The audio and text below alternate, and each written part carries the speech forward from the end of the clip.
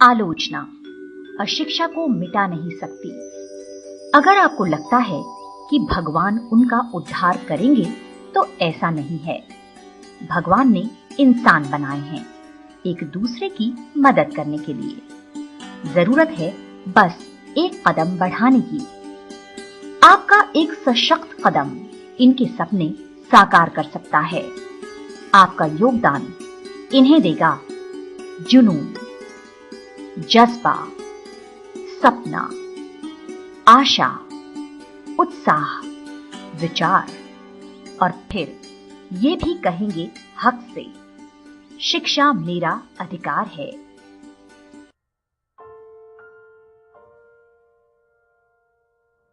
कौन कहता है कि आसमां में छेद नहीं हो सकता? एक पत्थर तबीयत से उछालो तो यारो। ये पंक्तियां पूरी तरह चरितार्थ होती हैं आपका सहयोग संस्था के संस्थापक अनमोल पर। अपनी शिक्षा पूरी करने के बाद अनमोल जब अपने पिता के स्कूल से जुड़े तो उन्हें लगा कि हमारे समाज में बेहतरीन संस्थान है। शिक्षित और प्रशिक्षित पुरुषों महिलाओं की एक बड़ी तादाद है, उचित संसाधन है। कमी है इन संस्थानों के लोगों और बच्चों को विश्व स्तरीय ऊंचाइयों तक पहुंचाने के लिए आजाद सोच की। अनमोल अपने नाम को सार्थक करने वाले एक मल्टी फैसेटेड इंसान हैं। खेलकूद हो या पढ़ाई, टेक्नोलॉजी हो या कविता लेखन, अनमोल हर विधा के जानकार व पारखी हैं। लेकिन अनमोल को सबसे खास बनाती है उनकी सकारात्मक सोच। अनमोल का मूल मंत्र है कि किसी भी समाज का विकास केवल शिक्षा के प्रसार से ही संभव है और कोई दूसरा तरीका नहीं हो सकता। आपका सहयोग ये संस्था परिणाम है अनमोल के सकारात्मक सोच और इरादों का। आपका सहयोग का मुख्य उद्देश्य है उन लोगों को सहयोग देना जिन्हें समाज में हमेशा आधारभूत सुविधाओं जैसे शिक्षा, चिकित्सा आदि का सहयोग नहीं मिल पाया है। अशिक्षा को मिटाना बेहद जरूरी है क्योंकि शिक्षा की कमी की वजह से हमारा विकास धीमी गति से हो रहा है। वर्तमान में शिक्षा का सबसे अधिक महत्व है और सामान्य रूप से शिक्षा पर सभी का अधिकार है। फिर भी उन असहाय लोगों के लिए शिक्षा पाना इतना दुविधाजनक क्यों है? आपका सहयोग का उद्देश्य शिक्षा के क्षेत्र में पिछड़े वर्ग को आगे लाने के साथ साथ गरीबों, बुजुर्गों तथा असहाय निशक्त जनों को निशुल्क चिकित्सा सेवाएं उपलब्ध कराना है तथा उनको मूलभूत सुविधाएं उपलब्ध कराना है जिससे समाज में उनका सामाजिक स्तर सुधारा जा सके। आपका सहयोग किस तरह समाज का सहयोग करती है? निशुल्क कोचिंग क्लासेस बोर्ड कक्षाओं के लिए, गरीब व असहाय बच्चों को निशुल्क शिक्षण सुविधा, असहाय परिवारों को चिकित्सा की सुविधा, असहाय परिवारों को राशन की सहायता, गरीब परिवारों को आर्थिक सहायता। इस देश के विकास को किसी सरकार से ज्यादा आपके सहयोग की जरूरत है। तो आगे बढ़िए, दीजिए आपका सहयोग।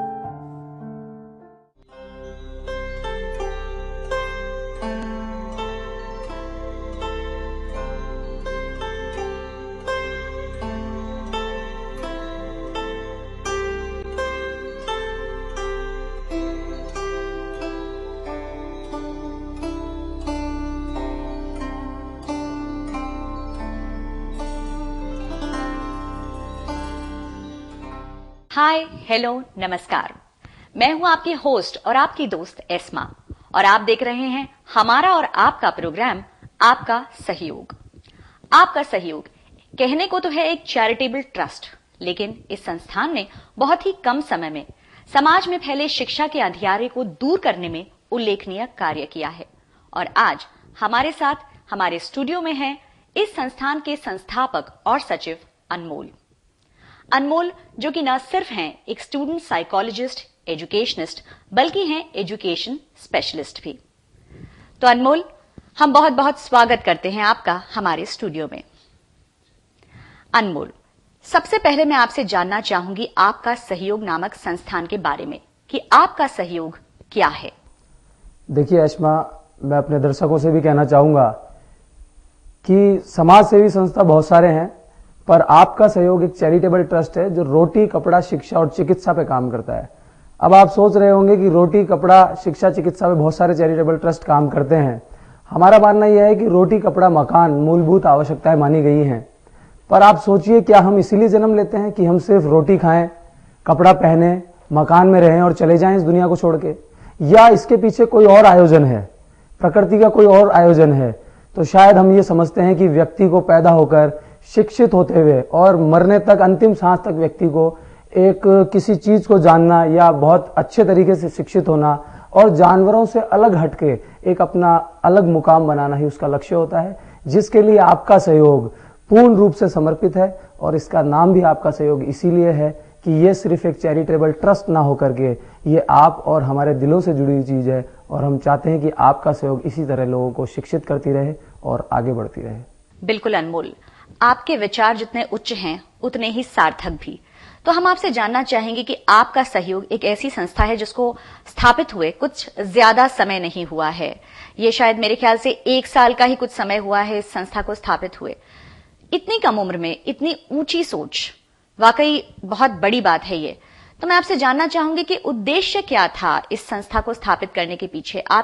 आपके जीवन में क्या ऐसी घटना घटित हुई जिसने आपको मोटिवेट किया इस उच्च कार्य की तरफ? ऐश्मा, वैसे तो ये मेरी जिंदगी का एक बहुत बड़ा वाकया है, एक बहुत लंबी चौड़ी कहानी है, पर मैं दर्शकों को संक्षिप्त में इसको बताना चाहूंगा कि एक्चुअली में आपका सहयोग की स्थापना हुई कैसे।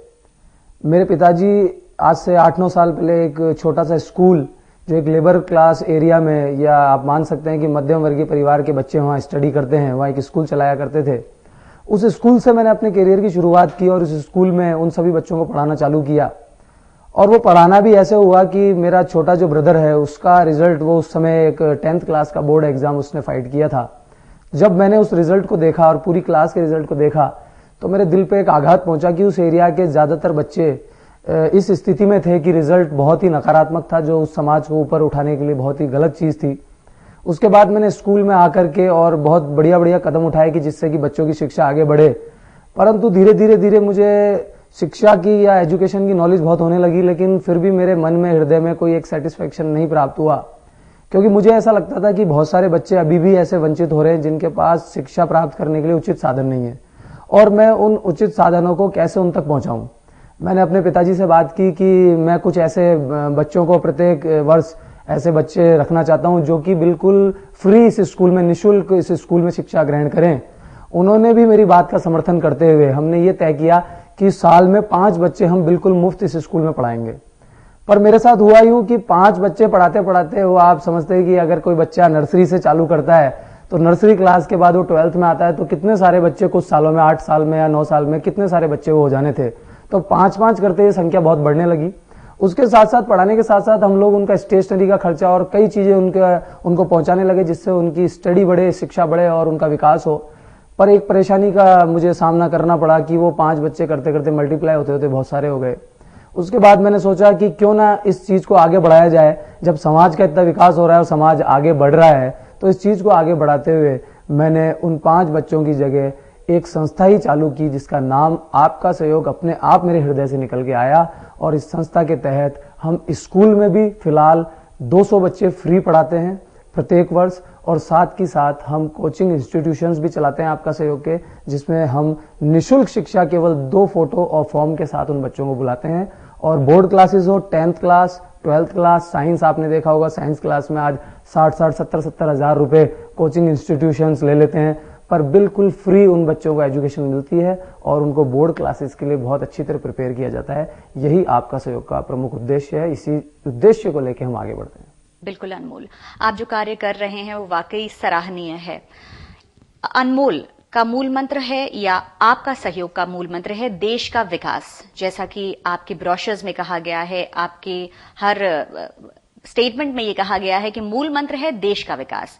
तो मैं और हमारे दर्शक जरूर ये जानना चाहेंगे आपसे कि देश का विकास आपका सहयोग से किस तरह हो रहा है।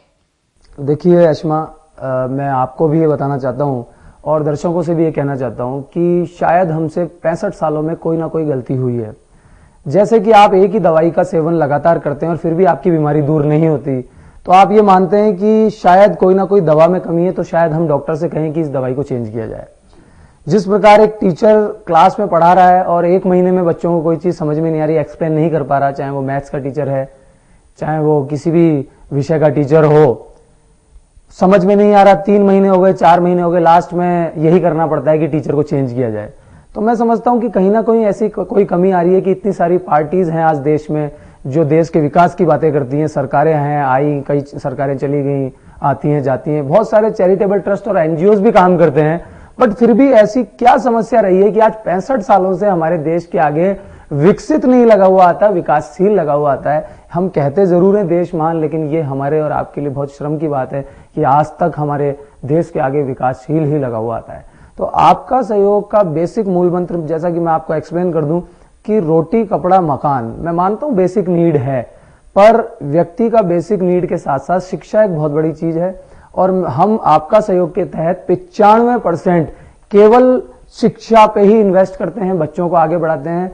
और एक कहते हैं कि शिक्षा ही केवल एक बहुत बड़ी चीज नहीं है, नैतिकतापूर्ण शिक्षा, अगर शिक्षा के साथ मॉरल वैल्यूज भी आपकी ऐड हो जाएं तो मैं समझता हूं कि ये बहुत आगे व्यक्ति जाता है, एक बच्चा बहुत आगे के लिए तैयार होता है। एक शिक्षित व्यक्ति भी अगर किसी कतार में खड़े होकर, एक लाइन में खड़े होकर अगर लड़ाई झगड़ा करता है तो मैं समझता हूं, यह संस्था समझती है कि वो व्यक्ति एजुकेटेड नहीं है, वो पढ़ा लिखा गंवार उसको हम कह सकते हैं। तो मॉरल वैल्यूज, नैतिकता भी शिक्षा के साथ होनी चाहिए। आपका सहयोग का यही मूल मंत्र है कि शिक्षा आगे बढ़ेगी, अच्छे इंसान आगे बनेंगे, अच्छे इंसान ही इस देश को आगे ले जाएंगे, समाज को आगे ले जाएंगे। बिल्कुल अनमोल, सही कहा आपने कि शिक्षा से ही समाज और देश का विकास संभव है, और ये भी सही है कि वो शिक्षा जब तक नैतिकतापूर्ण नहीं होगी तब तक विकास पूरी तरह से और सही तरीके से संभव नहीं है। अब अनमोल, मैं आपसे जानना चाहूंगी कि अगर हम सब आपका सहयोग से जुड़ते हैं तो ये विकास किस तरह से संभव है? बिल्कुल, ये आपने ऐश्मा बहुत अच्छा क्वेश्चन किया और दर्शकों को भी मैं बताऊंगा, क्योंकि दर्शक आज जब मैंने संस्था पिछले वर्ष 12/12/12 को जब ये संस्था शुरू की थी तो मुझे ये मालूम भी नहीं था कि ये संस्था इतनी आगे बढ़ जाएगी और लोगों की इतनी उत्सुकता होगी इससे जुड़ने के लिए कि हमारे पास लगातार ईमेल्स आते हैं, हमारी वेबसाइट लोग सर्च करते हैं और फेसबुक द्वारा भी इससे जुड़े रहते हैं, मुझसे भी डायरेक्ट लोगों की बात होती है। तो मुझे इसका आइडिया नहीं था इतनी आगे बढ़ेगी, पर ये इतनी आगे बढ़ गई है तो लोग भी सोचते हैं कि इससे हम जुड़े तो इससे क्या विकास संभव है, क्या होगा। मैं समझता हूँ ऐश्मा कि आज रोड हम अच्छी बनाते हैं, हम अक्सर कहते हैं रोड टूटी हुई है, पॉलिटिकल पार्टीज को कहते हैं कि रोड अच्छी बनाइए आप, पर मैं मानता हूं कि रोड अच्छी बनाने से क्या होगा, उन पे चलने वाले इंसान ही अच्छे नहीं है, वो उन रोड को तोड़ देते हैं। अच्छे अस्पताल आप देखिए, सरकारी या गवर्नमेंट हॉस्पिटल्स हैं, उसके अंदर उनको यूज फैसिलिटीज इतनी बढ़िया गवर्नमेंट ने प्रोवाइड करा रखी है, लेकिन उनको यूज करने वाले वहीं आप देखेंगे तो गुटखा सुपारी थूक देते हैं, मरीज की हालत गंभीर होती चली जाती है, डॉक्टर कई बार मना कर देते हैं और डॉक्टरों से लड़ते हो रहे हैं।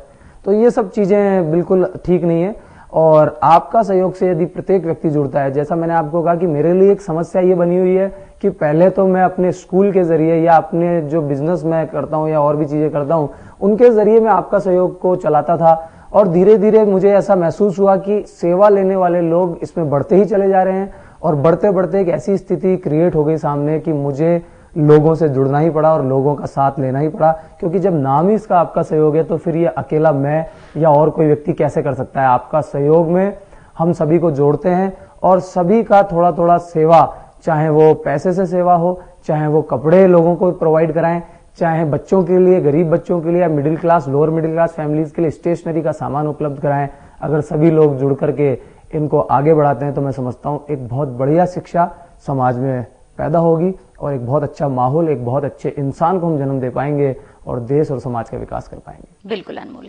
यहाँ मैं अपने दर्शकों को भी बताना चाहूंगी कि आप भी आपका सहयोग संस्थान से जुड़ सकते हैं। हमारे फोन नंबर, आप हमारा फोन नंबर नोट कर सकते हैं 9549068777 9549068777 पे आप कॉल लगा सकते हैं। आपके कॉल यानी आपकी समस्या का समाधान करेंगे अनमोल और उनके साथ जुड़े हुए कई महानुभाव लोग। तो आप हमें कॉल कर सकते हैं और आपसे जुड़ी हुई कोई भी समस्या आप हमें बता सकते हैं और आपका सहयोग में आप भी अपना योगदान दे सकते हैं। तो अनमोल, मैं अब आपसे ये जानना चाहूंगी कि आपका सहयोग, ये संस्थान बच्चों को किस तरह से शिक्षा की सुविधाएं देता है? ऐश्मा, मैं जैसा कि आपने मुझसे क्वेश्चन किया है शिक्षा के बारे में, वैसे तो आपका सहयोग शिक्षा के अलावा भी बहुत सी चीजें करता है, लेकिन फिलहाल आपने मुझसे शिक्षा के बारे में पूछा है, तो मैं दर्शकों से ये बात पूछना चाहूंगा कि अपनी लाइफ में भी, आपकी लाइफ में भी ये वाकया गुजरे होंगे कि आज हम कहते हैं कि हमारी चीजें थ्योरिकली तो बहुत पेपर्स में है, गवर्नमेंट भी कई तरह के नियम कानून बनाती है, और हम भी स्कूल अगर हम रन करते हैं या कॉलेजेस रन करते हैं तो लिखित में तो बहुत सारे नियम हमारे बन जाते हैं, पर होता यह है कि प्रैक्टिकली वो लागू नहीं होते। कि टीचर्स को हम ट्रेन करके भेजते हैं कि क्लास में आप जाइए और इस तरह के पॉइंट्स आप पढ़ाइए, लेकिन हकीकत यह है आज एजुकेशन की कि टीचर जब तक अपने मन में एक ईमानदारी की भावना और एक बच्चे को अपने बच्चे का समझ के, या टीचर की एज अगर छोटी है तो अपना छोटा भाई बहन समझ के अगर उसको नहीं पढ़ाएगा तो हृदय से एक फीलिंग नहीं आएगी, और मैं समझता हूं वो रिजल्ट नहीं दे पाएंगे और बच्चे आज एजुकेशन में आगे नहीं बढ़ पाएंगे। तो आपका सहयोग करता क्या है कि जो टीचर्स, जो 90% आज हो रहा है, जैसा कि मैं एजुकेशन से लगातार जुड़ा हुआ हूं तो मैं देखता हूं कि 90% ऐसा होता है कि हमसे टीचर जब आते हैं, इंटरव्यू लेते हैं हम उन लोगों का स्कूल के बाबत भी, तो टीचर से कहते हैं कि हमें सैलरी से मतलब ही नहीं है, आप ये बताइए कि आपकी क्लास में बच्चे कितने हैं। मैं भाई क्यों बच्चे, क्यों इतने, आप बच्चों के लिए क्यों पूछते हैं? तो वो ये कहते हैं कि सर हमने तो ट्यूशन पढ़ानी है, और वो बच्चों को भी ये कहते हैं, स्टूडेंट्स को भी ये कहते हैं, ध्यान भी वो क्लासेस में ज्यादा नहीं, तो वो कहते हैं शाम को कोचिंग आ जाना। तो ये जो सिस्टम आज चल रहा है, आज मैं एक फिल्म का नाम लेना चाहूंगा जो आरक्षण फिल्म में जो बताया गया, बिल्कुल रियल स्टोरी उसमें शेयर की थी दर्शकों के साथ, बहुत बिल्कुल सटीक बात शेयर की थी। तो आपका सहयोग इन चीजों के खिलाफ तो नहीं है, हम कहते हैं कि आप कोचिंग पढ़ाइए, बट आपका इंटेंशन रॉन्ग नहीं होना चाहिए, टीचर के मन में एक फीलिंग ऐसी नहीं आनी चाहिए। आज टीचर्स आते हैं, टाइम देखते हैं घड़ी में, हाँ उनका टाइम हो गया, पीरियड हो गया, वो चले जाते हैं, अंदर से एक फीलिंग नहीं आती, क्योंकि टीचर का दर्जा तो आप जैसा आप इंडिया में आप सोचते हैं कि भगवान से भी बढ़कर टीचर का दर्जा दिया गया, वो दर्जा हम लोगों ने खराब किया है। तो आपका सहयोग जो करता है वो एक्चुअली में कोचिंग इंस्टीट्यूशंस को रन करता है कि वो बच्चे जो बेचारे सरकारी स्कूल के अंदर जाके स्टडी करते हैं, या बड़ी मुश्किल से उनके पेरेंट्स उनको लोअर मिडिल क्लास फैमिली से जो बिलोंग करते हैं उनको वो प्राइवेट स्कूल्स में डाल तो देते हैं, लेकिन फिर टीचर ये कहता है साहब आपने स्कूल की फीस तो जमा कराई, आप ट्यूशंस और पढ़ाइए, वो पेरेंट्स कहां से लेके आएंगे? तो उन सभी बच्चों के लिए मैं मानता हूं, उन बच्चों के लिए भी, और जो सक्षम है वो भी इसमें आए, उनके लिए हमने बोर्ड क्लासेस के लिए 10th 12th, चाहे वो साइंस फैकल्टी हो, चाहे वो कॉमर्स हो, आर्ट्स हो, हमने सभी के लिए इनके इंस्टीट्यूशंस बना रखे हैं। जगह जगह इनके और भी इंस्टीट्यूशंस आपके सहयोग से खुलते जाएंगे, आप लोग अगर साथ देंगे तो। फिलहाल इनके जो इंस्टीट्यूशंस हैं उसमें हम बोर्ड क्लासेस के लिए बहुत जोरदार तैयारी कराते हैं, और जो भी टीचर्स इसमें अपॉइंट करते हैं, मैं पर्सनली खुद ही उनको देख के कि ये टीचर्स सिर्फ सैलरी पे ही ध्यान केंद्रित करते हैं नहीं, ये हृदय से भी बच्चों के साथ जुड़े हुए नहीं, उनको अपॉइंट करके और बच्चों को एजुकेटेड करते हैं, और हमें उम्मीद है कि इसके रिजल्ट्स भी आप लोगों के सामने ही होंगे कुछ दिन बाद। बिल्कुल, हम भी यही उम्मीद करते हैं। अनमोल, आपका सहयोग यानी कि शिक्षा की सुविधाएं हर तरह से देता है। वो बच्चे जो कि जिनके पेरेंट्स, जिनके माँ बाप इस लायक नहीं है कि वो बच्चों को अच्छे स्कूल में पढ़ा सके, उनको आप हर तरह की सुविधाएं तो उपलब्ध करवाते ही हैं। साथ ही साथ जो मुझे लग रहा है कि आप एक और काम करते हैं कि जो बच्चे आपको एबल लगते हैं, जो आपको सक्षम लगते हैं, उन्हें आप आगे से आगे प्रमोट करने की कोशिश करते हैं। बिल्कुल ऐश्मा, मैं दर्शकों से यही कहना चाहूंगा कि शुरू से ही हमारे इंडिया में कल्चर चला है, अगर आप भिखारियों की मदद करेंगे तो शायद आप उनके साथ और जुल्म कर रहे हैं, उनको और बर्बाद कर रहे हैं, या मैं मानता हूं कि आप उनको और कमजोर बना रहे हैं। आप मदद उनकी कीजिए। आज देखिए कि सबसे ज्यादा परेशान कौन है? मिडिल क्लास फैमिलीज और लोअर मिडिल क्लास फैमिली के बच्चे ज्यादा परेशान हैं, क्योंकि वो मेहनत करना चाहते हैं, संघर्ष करते हैं, लेकिन सभी साधन उनके पास नहीं, और कंपटीशन इतना हो गया है। आज भारत की पॉपुलेशन अगर हम देखें तो कंपटीशन को फेस नहीं कर पाते, और कहीं ना कहीं उनको एक मदद, एक सहारे की जरूरत है। तो मैं समझता हूं कि आप उन भिखारी लोगों को, या ऐसे लोगों को जो सिर्फ सेवा लेकर के बैठना चाहते हैं, कोई मेहनत नहीं करना चाहते, उनको आप बिल्कुल सपोर्ट नहीं कीजिए। और आपका सहयोग भी ये काम करता है कि जो बच्चे सक्षम भी हैं, आप उनको, हो सकता है कि वो उस लेवल तक सक्षम हो, कल को वो डॉक्टर बनना चाहते हैं, ठीक है, उन्होंने, उनके गार्जियंस ने स्कूल की पूरी फीस उनको दे दी है, या स्कूल में पूरी एजुकेशन करा दी है, और फिर वो पीएमटी की तैयारी करना चाहते हैं या इंजीनियरिंग करना चाहते हैं, तो आपका सहयोग ऐसे बच्चों को भी बिल्कुल मदद करता है। लेकिन आपका सहयोग का एक मूल मंत्र यह है कि हम लोग पूरी जांच करते हैं, और अगर हम ये पाते हैं कि वाकई में इस बच्चे की स्थिति खराब है, या वो उस स्थिति के लिए सक्षम नहीं है, और वो वाकई में डॉक्टर बन सकता है, वो वाकई में इंटेलिजेंट है, प्रोग्रेसिव है, तो डेफिनेटली आपका सहयोग आपके साथ। यहाँ मैं आपसे एक छोटा सा सवाल है मेरा, एक मुझे लगता है कि हमारे दर्शक भी जरूर जानना चाहते होंगे ये, कि आपका सहयोग में पैसों के अलावा और किस तरह से योगदान किया जा सकता है? देखिए ऐश्मा, हम एक बात कहते हैं हमेशा कि सहयोग का मतलब है कि आप किसी पैसे से सहयोग ना कीजिए। हम तो कहते ही नहीं कि आप पैसे से जुड़ें, लेकिन पैसा एक माध्यम है। मैं मानता हूं कि सब जोड़ते हैं पैसे से। हम ये कहते हैं कि हमारे जो एग्जीक्यूटिव्स हैं या जो हमारे लोग, जो हमारे सेवा करने वाले जो कार्यकर्ता हैं, वो सभी जो जुड़े हुए हैं, वो लोगों से जाकर के वस्त्रों को भी एकत्रित करते हैं। आपने देखा होगा अभी सर्दी का मौसम जो आता है, उसमें कई लोग ऐसे ही पड़े रहते हैं या ऐसी उनकी स्थितियां हैं कि वो स्वेटर तक नहीं खरीद पाते नया। वो एक ही स्वेटर को पहन के पूरी सर्दियां निकाल देते हैं, या उनके पास ऐसे उपलब्ध कपड़े नहीं है, तो हम लोग वस्त्र भी या कपड़े भी किसी भी तरह के लेते हैं। राशन का सामान आप दे सकते हैं। और एक चीज हम खासकर जो लेते हैं, जो एजुकेशन में बहुत काम आती है, स्टेशनरी का सामान। अगर आपको कहीं भी किसी प्रकार का डाउट है, क्योंकि चैरिटेबल ट्रस्ट वगैरह पे लोगों का एक फेथ बनना बहुत मुश्किल है, और आपका सहयोग यही काम कर रहा है कि फेथ एक वापस से समाज सेवी संस्थाओं पे बने, तो आप निसंकोच बच्चों के लिए copies, rough copies, pen, pencils वगैरह भी प्रोवाइड करा सकते हैं। तो यहाँ मैं अपने दर्शकों को कहना चाहूंगी, उनसे एक रिक्वेस्ट करना चाहूंगी, उनको बताना चाहूंगी कि आप भी आपका सहयोग से जुड़ सकते हैं। तरीके कई हैं। आप हमें कॉल कर सकते हैं। हमारा फोन नंबर है 9549068777। इसके अलावा आप हमें मेल कर सकते हैं। हमारा ईमेल आईडी है aapkasahayog@gmail.com, या आप हमारी वेबसाइट में भी जाकर हमारे बारे में पता लगा सकते हैं, अपना योगदान दे सकते हैं। हमारी वेबसाइट एड्रेस है www.aapkasahayog.com।